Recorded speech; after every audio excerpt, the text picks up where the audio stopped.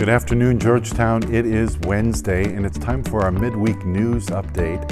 I have 5 things for you, and I'm going to try and make them as simple as I can, and I'm going to talk as fast as I can because sometimes these videos get a little protracted. So number 1, today we begin our Habitat Support Initiative.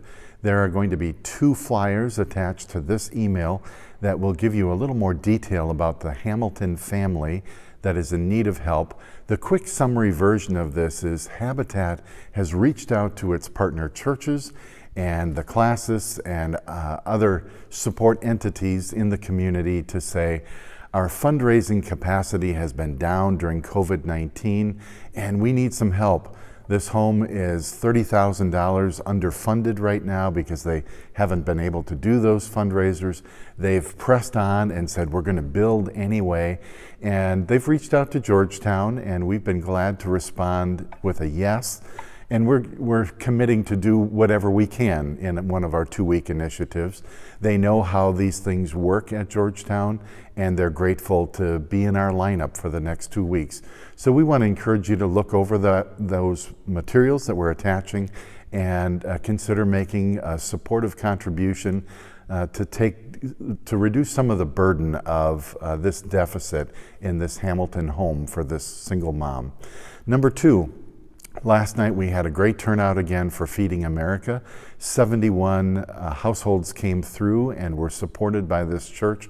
So thank you for the ways in which you support these ministries and the ways in which you volunteer for them. Just know that we're going to keep our pattern up of every 2 weeks offering every twice a month we're going to be offering these Feeding America distributions.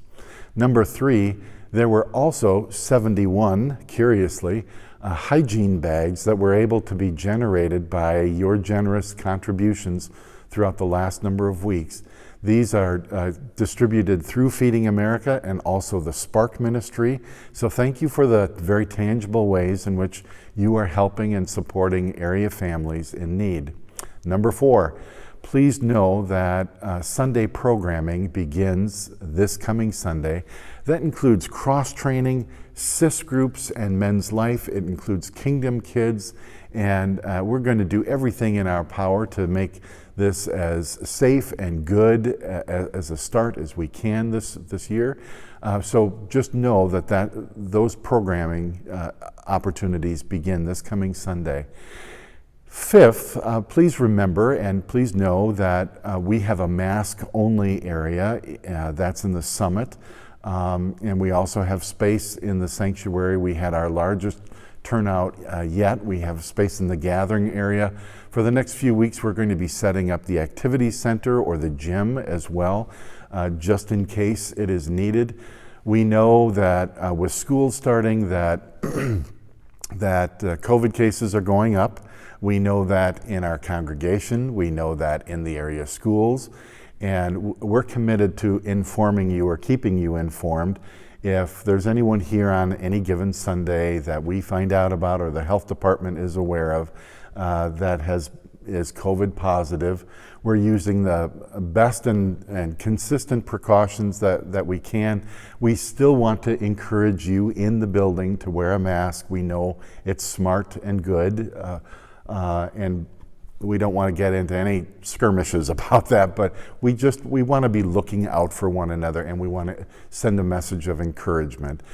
The other thing related to the beginning of this new year is the need for people to welcome and usher. We have a small group of committed folks who are willing to do this, and they, from Sunday after Sunday, are willing to welcome at the summit and also at the main doors and help people with seating in and out. But we could use some more. So if that's something you're willing to do, we want to encourage you to contact Eric DeYoung or contact the church office, and we'll plug you into the rotation. Now we know that these COVID times are causing all of us to radically adjust, but some of us are beginning to think about what happens when COVID begins to subside. What happens if and when there's a vaccine in 6 months or a year or however long this is going to take for us to get through. We also know that because we have stepped into the world of live stream, and that's a very real option for the church and the churches around us, that's changing the way that we do community and connection. And our staff and our council celebrates the fact that you folks read and you watch videos and you give contributions and you connect with the church and the ministries. We know that those connections are looking different, and they are different now, but we want to encourage you to continue making those connections, to be informed, to listen, to watch, to read, to connect with one another, because it's a different age for the church in terms of our connections. And the best and strongest churches are built on their caring and on their connection. And we celebrate the fact that this church is strongly connected, and we want to encourage you to keep doing the kinds of things that we are doing apart, but we are doing together, because we are Georgetown Christian Reformed Church. And with that, the peace of the risen Christ to you.